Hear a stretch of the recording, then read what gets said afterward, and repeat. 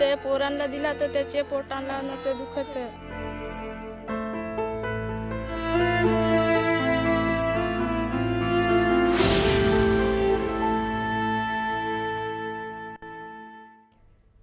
सरकार, आपलं सरकार आपले हक्क अबाधित ठेवणारं, आपल्याला सामाजिक आर्थिक सक्षम करणारं सरकार, समाजाचा एक महत्त्वाचा घटक म्हणून गरिबांची काळजी घेण्याची जबाबदारी ही सरकारची आणि त्यासाठी योजना आखल्या जातात.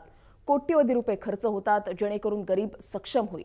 पण या कोट्यवधी रुपयांनी नेमकं पोषण होतं कोणाचं याचा आढावा घेणारा हा स्पेशल रिपोर्ट.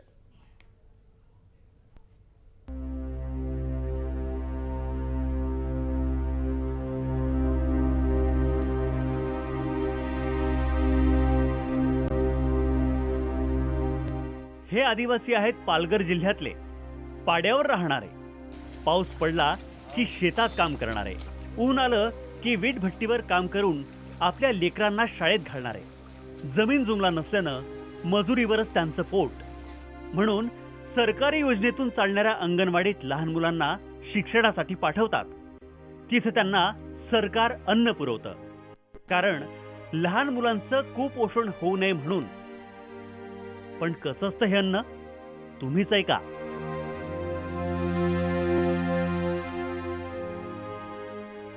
त्या खराब होत्या, त्याला अशी बुरटी आली होती म्हणून दिलं नाही पोरांना. दिलं तर कसं खाणार आणि पोट दुखावते, तर आम्ही दिलं नाही त्याला.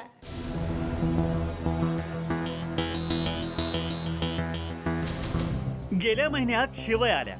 पाकिट उघडलं की दिसल्या बुरशी लागलेल्या शेवया. कच्च्या शेवया, जाड शेवया, कडक शेवया. ह्या बघा, आता हे शेवयाचे आयटम आता चाललेले आहे, तर आम्ही आता वाटप करायला सुरुवात केली. बघितले तर हा वास पण येतो, खराब सारखे आहेत. हां, तर त्याच्यामुळं मग बघितलं मॅडमला सांगितलं तर शॅम्पल सांगतो आणायला दाखवा असं. मग आम्ही तिथे गेलो आणि शॅम्पल दिलं. हे बघितलं तर ह्या शेवया अशा आहेत ना, मग मातांना कसे देऊ ना. THR योजनेतून आलेले हे पाकिटं फेकून द्यावे लागतात किंवा जनावरांना खायला घालण्याची वेळ येते, कारण लहान मुलं ते खाऊच शकत नाही. तेव्हा पण ते पोरांना दिला तर त्याचे पोटांना न ते दुखत. अच्छा, मग तुम्ही सांगितलं, तक्रार केली जे तुम्हाला अंगणवाडीमध्ये? सांगितलं का आम्ही रवा देत नाही मुलांना, याचे मुलांचे पोटात न ते दुखत. शिरा, रवा, सतूचं पीठ असा आहार या मुलांना मिळतो. पण आहार कसला? ते बारीक पीठच असतं जे खाण्यालायक नसतं, ज्याच्याकडे जनावरे ढुंकून पाहत नाही. तसं अन्न खाण्याची वेळ येत असल्याची व्यथा आदिवासींनी व्यक्त केली आहे. आणि सरकार म्हणतं हे पौष्टिक अन्न तुम्ही मुलांना द्या. अंगणवाड्यांमध्ये मुलं जात आहेत, पण आता कुपोषणाने किती मृत्यू झालेले आहेत पालघरचा आकडा. आता पालघर म्हणजे पालघर जिल्हा हा तर जगामध्ये गाजलेला जिल्हा आहे कुपोषणाच्या मृत्यूने. तर अशा जिल्ह्यामध्ये शासनाने असा बुरशीयुक्त आहार देणं हे कुठल्या दृष्टीने शासनाला हे शोभतंय का? THR तर्फे गेली अनेक वर्ष हे अन्न पुरवलं जात आहे. बिलांवर बिलं काढली जात आहेत, ती पासही होतात. THRच्या माध्यमातून आदिवासींवर उपकार केल्याची भाषा नेते अधिकारी करतात. बजेटची तरतूद संपली की पुन्हा टेंडरची तयारी करतात. मात्र आदिवासींच्या मुलांच्या पौष्टिक आहाराच्या गुणवत्तेत मात्र काडी मात्रही फरक पडत नाही. विलास आठवले, जय महाराष्ट्र, पालघर. आपले पॉलिटिकल एडिटर विलास आठवले आपल्या सोबत आहेत. विलास सर, अत्यंत धक्कादायक प्रकार म्हणजे कुपोषण मुक्त जिल्हा व्हावा यासाठी सरकार प्रयत्न करतंय, योजना आणतंय, मात्र त्याचा कुठे पाठपुरावा होताना दिसत नाही आणि त्याच्यातूनच हा संपूर्ण प्रकार, धक्कादायक प्रकार समोर येतोय.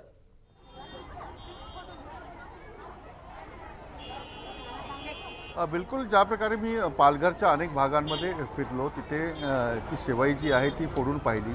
तिथे डॉक्टरही होते आणि डॉक्टरांनी ती शेवई फोडून काढल्यानंतर मी म्हटलं हे खाऊ शकतो का, तर सरकारी यंत्रणेच्या डॉक्टरने म्हटलं ही शेवई खाऊ शकत नाही, मुलांना देऊ शकत नाही. हा झाला काल मी जेव्हा परवा पालघरला होतो. त्याच्या आधी ही सगळी शेवई जी आहे किंवा सत्तूचं पीठ असेल किंवा इतर जी आहे ती अंगणवाड्यांना पुरवलं जातं. स्तनदा माता आणि 3 वर्षापर्यंतच्या मुलाला हे पौष्टिक अन्न म्हणून दिलं जातं. करोड रुपये खर्च होतात, पण हे अत्यंत निकृष्ट दर्जाचं असतं. हे जे अन्न आहे हे आम्ही जनावरांनाही देऊ शकत नाही, अशा प्रकारची प्रतिक्रिया जी आहे त्या आदिवासी पाड्यातल्या महिलांनी दिली आहे. आणि सरकार म्हणतं की हे अन्न तुम्ही हे जे फूड आहे हे पौष्टिक फूड आहे, ते ब्रॉनविटा टाईप तुम्ही त्याला शिजवा, दुधामध्ये टाका आणि मुलांना द्या. जे जनावर खात नाही ते मुलांना द्या, अशा प्रकारची सक्ती सरकार करतंय का, असा प्रश्न उभा राहतो. आपण जर पालघरचा विचार केला तर या ठिकाणी निकृष्ट दर्जाच्या शेवयांचा पुरवठा झाला. पण धक्कादायक माहिती अशी आहे की मुंबईमध्ये सुद्धा ज्या शेवया अंगणवाडीमध्ये लहान मुलांसाठी तयार करण्यात आल्या होत्या, देण्यात आल्या होत्या, त्या अत्यंत निकृष्ट दर्जाच्या होत्या.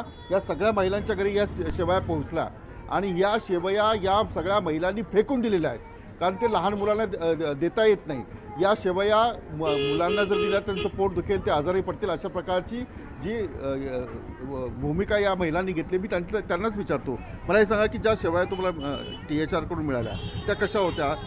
खरं सांगा, म्हणजे चांगल्या असेल तर चांगलं सांगा, वाईट असेल तर वाईट सांगा. त्या शेवया खूप खारट आणि तिखट होत्या, ते एकदमच कुमटल्यासारख्या, बरोबर नाही लागत त्या.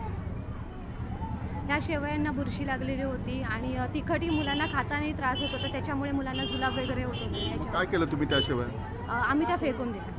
फेकून दिल्या? आम्ही बाईंना दाखवल्या शाळेमध्ये आणि त्यानंतर त्या मुलांना खाऊ शकत नाहीत ना मुलं, ती तिखट पण लागत होत्या आणि मुलांना त्रासही होत होता त्याच्यामुळे. आप लोगों ने क्या किया?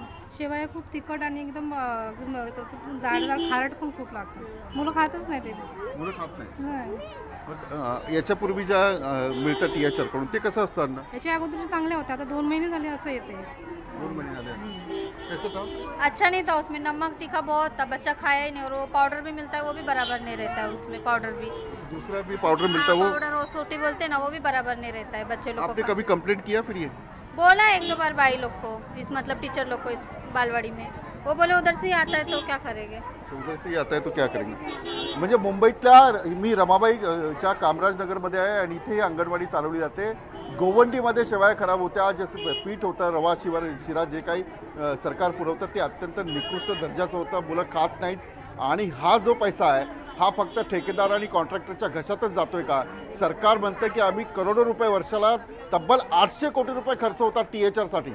पण हे THR साठी कसे खर्च होतात याचं मूर्तिमंत उदाहरण मी जेव्हा पालघरमध्ये गेलो तिथेही दिसलं, मी आता रमाबाईमध्ये आहे तिथेही दिसलं. कारण शेवया ज्या खाऊ शकत नाही त्या मुलांना कसं द्यायच्या, आणि सरकार जे म्हणतं आहे की आम्ही मुलांचं कुपोषण वाचवतो आहे, कारण मुंबईमध्ये सुद्धा गोंडी, देवनार, भांडूप या सगळ्या भागात मुलांचं कुपोषण सुरू आहे, ते वाचवण्यासाठी सरकारची ही यंत्रणा आहे ती अत्यंत माझ्याकडे शब्द नाही आहेत, कारण याच्यावर कोणी चेक ठेवू शकत नाही. अनेक वेळा अंगणवाडीच्या कर्मचाऱ्यांना तक्रार केली जाते, ते तिथून वरती अधिकाऱ्यांना कळवतात, पण पुरवठा मात्र तसाच होतो, त्यात कुठलाही बदल होत नाही. विलास सर, इथे या महिलांनी जो मुद्दा उपस्थित केला की अगोदरपर्यंत जे मिळत होतं THR कडून जे पुरवलं जात होतं सामान ते योग्य होतं, मात्र गेल्या 2 महिन्यांपासूनचा हा प्रॉब्लेम आहे. तुम्ही अनेक अंगणवाड्यांमध्ये जाऊन प्रत्येक ठिकाणचा आढावा घेण्याचा प्रयत्न केलेला आहे की त्या ठिकाणची नेमकी परिस्थिती काय आहे.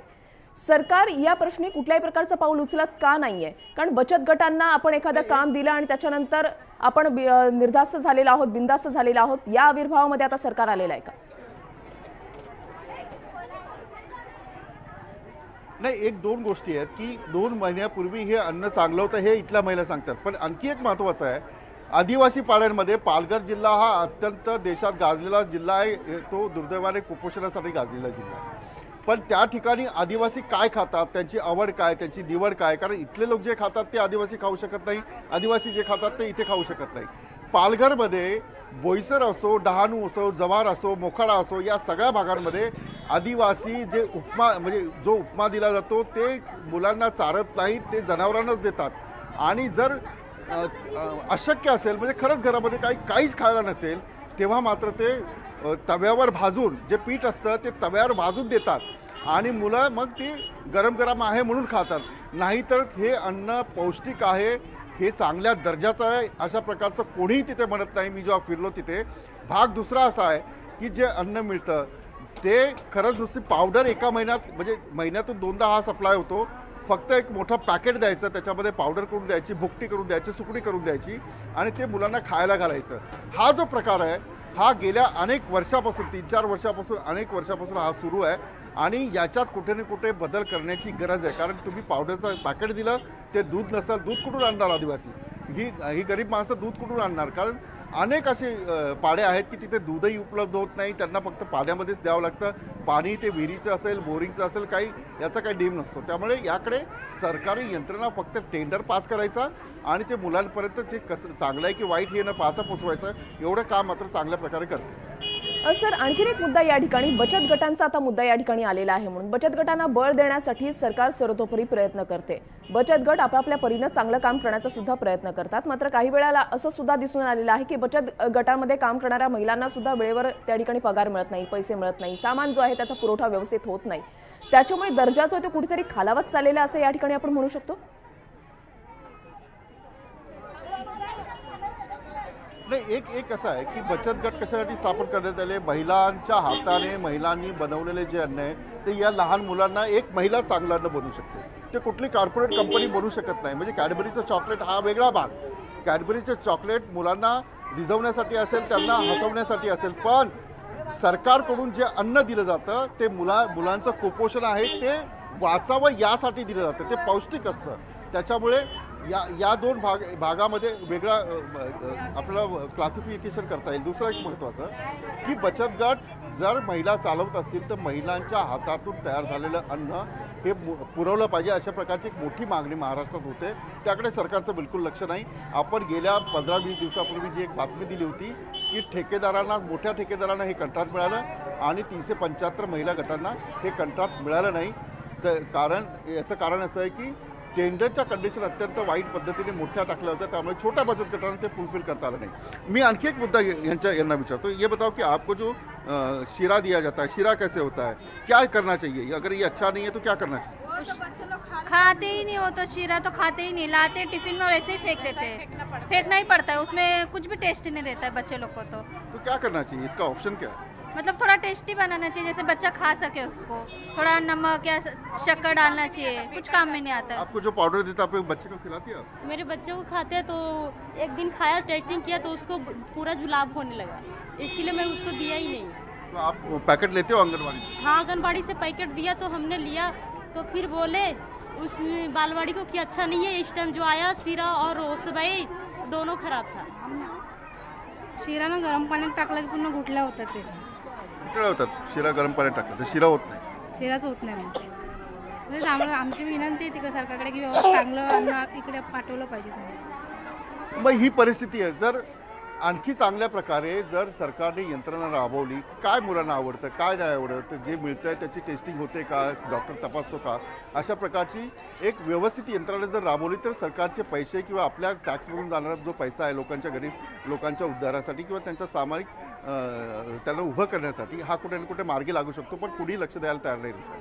बरोबर. विलास सर, तुम्ही असंच आपल्यासोबत राहा. आपल्यासोबत श्रमजीवी संघटनेचे कार्यकर्ते प्रमोद पवार आहेत. प्रमोदजी, संपूर्ण धक्कादायक प्रकार म्हणजे पालघर हा कुपोषणग्रस्त जिल्हा म्हणून ओळखला जातो.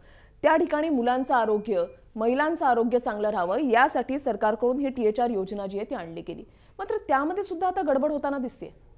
मुळात प्रश्न असा आहे की 6 महिने ते 3 वर्ष वयोगटाच्या मुलांना हा बंद पॉकेटचा THR दिला जातो आणि 3 वर्ष ते 6 वर्ष वयोगटाच्या मुलांना गावातील महिला पोषण आहार शिजवून देते.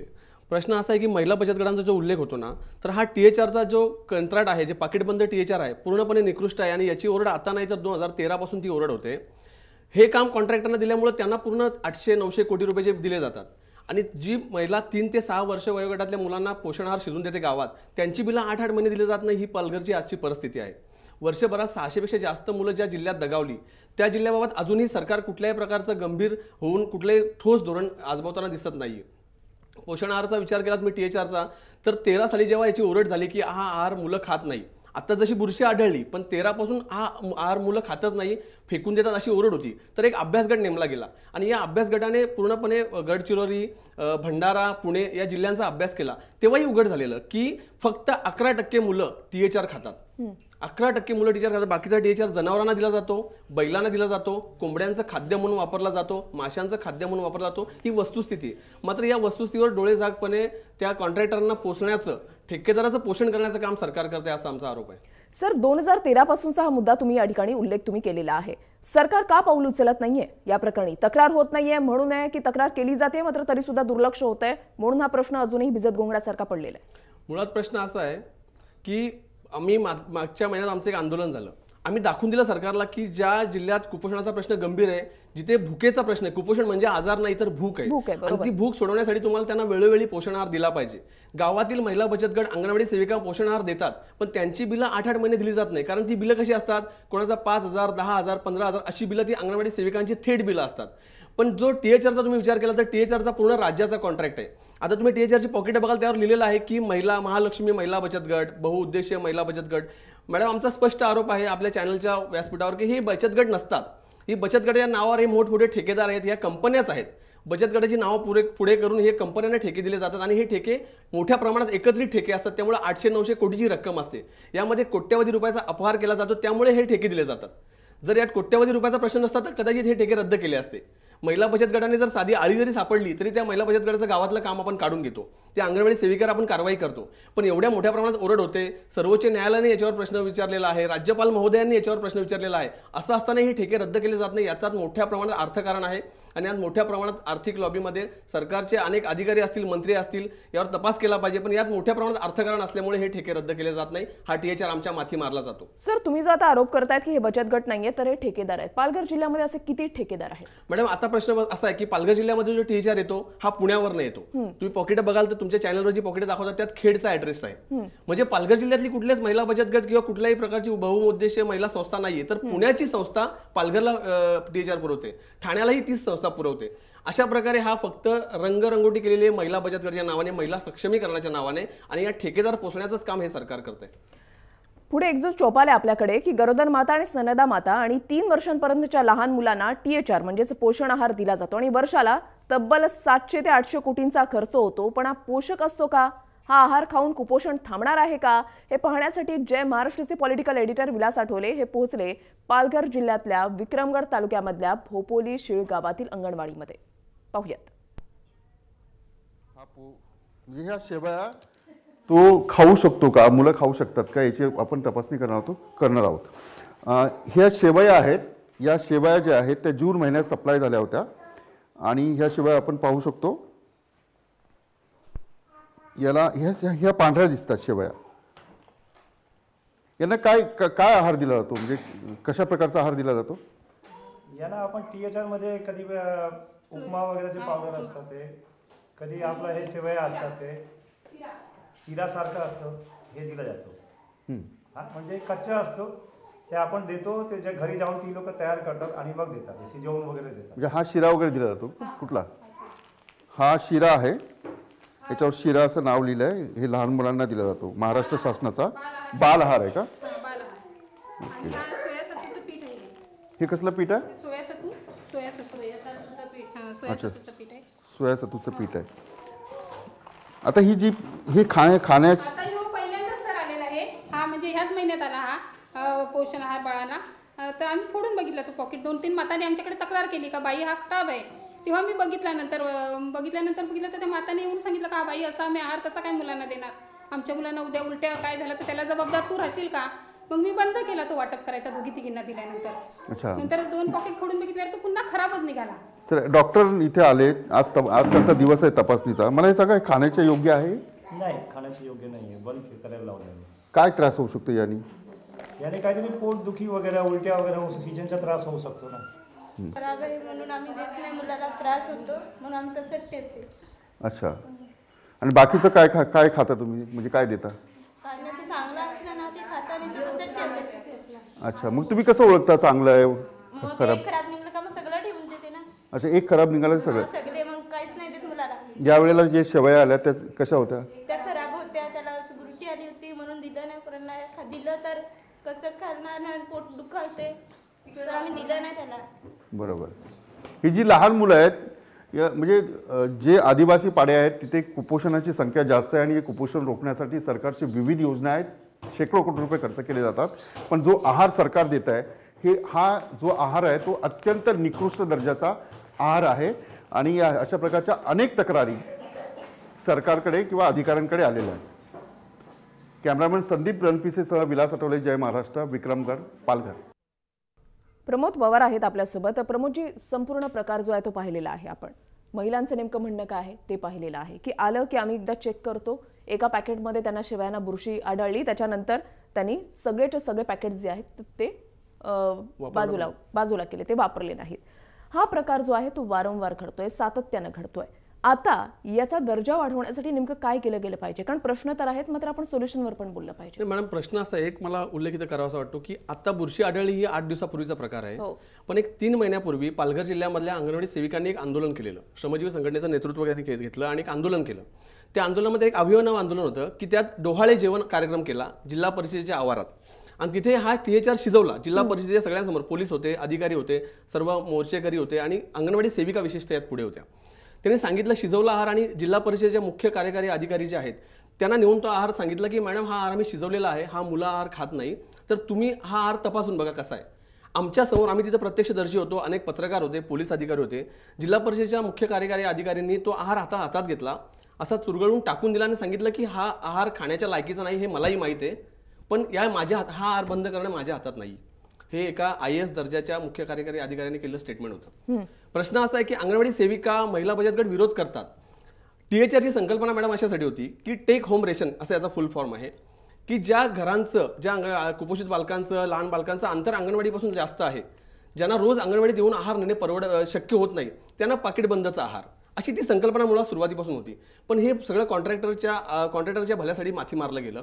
मुळात सोल्युशनचं तुम्ही बोलताना सोल्युशन असं आहे की कुठल्याही मुलाला त्याच गावात शिजलेला किंवा त्या घरात शिजलेला, अंगणवाडी शिजलेलं जे ताजं आहार असेल ना, मग ते साधे कडधान्य असतील, ती साधी चवळी असेल, चणे असतील, ताजं शिजलेला आहार असेल ना, ते वेळेत मिळालं तर ते खऱ्या अर्थाने सकस आणि पौष्टिक असेल. त्या आहाराला अधिकाधिक सक्षम कसं करता येईल? गावातील महिला बचत गट जे सक्षम असतील किंवा अंगणवाडी सेविका असतील त्यांना तुम्ही कॉन्ट्रॅक्ट देऊन ते ताजं आहार त्या मुलांना कसं मिळेल ही व्यवस्था सरकारने केली पाहिजे. दुसरी महत्त्वाची गोष्ट अशी की आज ते सुरू आहे, 3 ते 6 वर्ष दिले, पण त्यांची बिलं वेळेवर दिली जात नाही.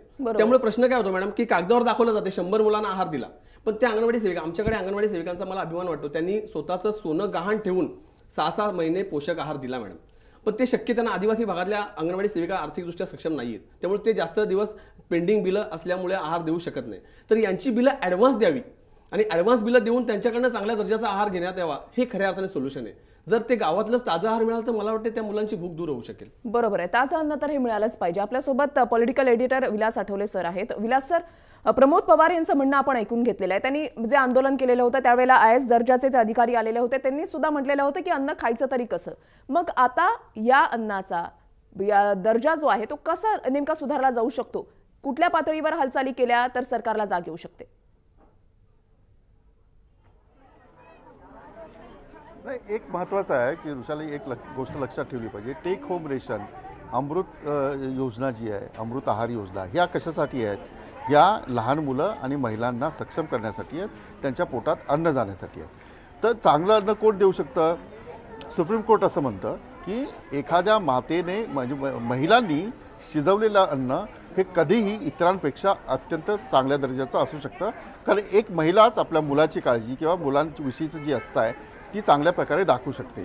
असं असताना अनेक कंपन्यांना, आपला आक्षेप कंपन्यांना कॉन्ट्रॅक्ट द्या असं बिलकुल नाही आहे, असं आमचं बिलकुल म्हणणं नाही आहे, पण तुम्ही जो आहार द्याल तो आहार मुलांना खाण्याच्या लायक आणि मुलं खाल्ल्यानंतर त्यांच्या शरीराला लागण्याच्या लायक तयार झाला पाहिजे, अशा प्रकारची आमची मागणी आहे, असे अनेक महिला सांगतात.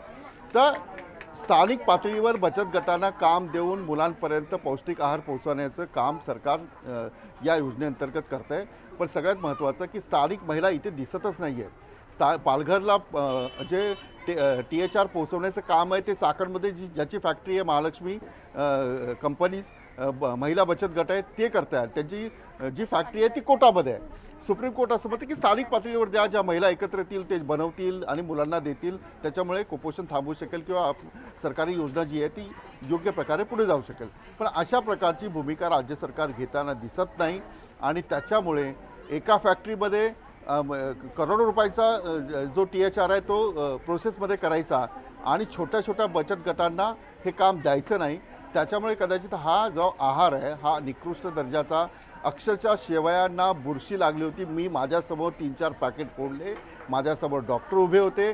डॉक्टरना विचारलं हा खाऊ शकतो का, आणि मी स्वतः बघितलं की एवढ्या जाड शेवया तुम्ही शिरखुर्मा खाताना ज्या पातळ शेवया असतात त्या नव्हत्या. आता एक पॅकेट आहे माझ्याकडे, ते दिसायला फरसाण दिसतं, म्हणजे जे फरसाण आहे तसं दिसतं, पण ही जी शेवई आहे ही आपण नाही देऊ शकत मुलांना, असं या सगळ्या महिलांचं म्हणणं आहे. जर अशा तक्रारी सरकारकडे आलेल्या असतील तर त्या तक्रारीकडे सरकारने लक्ष द्यायचं नाही का? ह्या आहेत खुशाली अशा प्रकारच्या शेवया आहेत. आता या शेवया ज्या आहेत याची क्वालिटी जर पाहिली तर डॉक्टर असं म्हणतात की या शेवया नाही खाऊ शकत, आणि ह्या शेवया मुलांना आप दोघे ये आप दिया था ये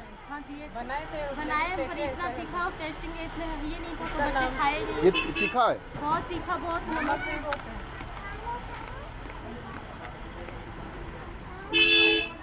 म्हणजे मी काय डॉक्टर नाही आहे, पण हे मी नाही खाऊ, मला खरंच तिखट लागतं. वाटलं तर आपण हे जे आपल्या प्रेक्षकांपैकी कुणाला हवं असेल खायला तर मी सांभाळून ठेवतो, पण हे खरंच तिखट आहे. आणि हे असं तिखट जे अन्न आहे हे 1 वर्षाचा मुलगा, 6 महिन्याचा मुलगा, 3 वर्षाचा मुलगा खाऊ शकतात का? तर नाही खाऊ शकत. अशा प्रकारची भूमिका जी आहे ती महिला घेत आहेत. पण या महिलांच्या तक्रारीकडे, महिलांच्या ग्रेव्हन्सेसकडे, त्यांच्या मागणीकडे सरकार बिलकुल लक्ष देत नाही आहे. त्यांना काही पडलेलं नाही आहे. फक्त सरकारी योजना कागदावर राबवायची, ती गावाखेड्यात कशा प्रकारे त्याची अंमलबजावणी होते त्याची पाहणी करणारी यंत्रणा सरकारकडे नाही. आणि सरकार, मला वाटतं माझ्या दृष्टीने मी काही जो अभ्यास केला आहे, सरकारला काही पडलं नाही आहे. फक्त योजना कागदावर राबवायची, पैसे खर्च करायचे, आणि आम्ही आदिवासींना मदत केली, लहान मुलांना मदत केली, मुलांचं कुपोषण वाचवलं, अशा प्रकारची भाषणं करायची, विधानसभेतही अशा प्रकारची भूमिका मांडायची, आणि यांचं काम संपलं. अशा प्रकारचं काम सरकार करतं. घोषणाबाजी नको आहे, आश्वासनं नको आहेत, प्रत्यक्ष कृतीमधून सर्व प्रश्न जे आहेत ते सुटले पाहिजेत. सकस आणि पौष्टिक आहार हा सर्वांनाच सर्व स्तरावर हा मिळाला पाहिजे, आणि ही जबाबदारी पूर्णपणे सरकारची आहे. धन्यवाद विलासर, हा संपूर्ण आढावा घेण्यासाठी. आणि प्रमोद पवार आपल्यासोबत सहभागी झालेले होते. धन्यवाद प्रमोदजी, तुम्ही आमच्यासोबत या चर्चेमध्ये सहभागी होण्यासाठी. इथेच थांबतोय. पाहत रहा जय महाराष्ट्र न्यूज.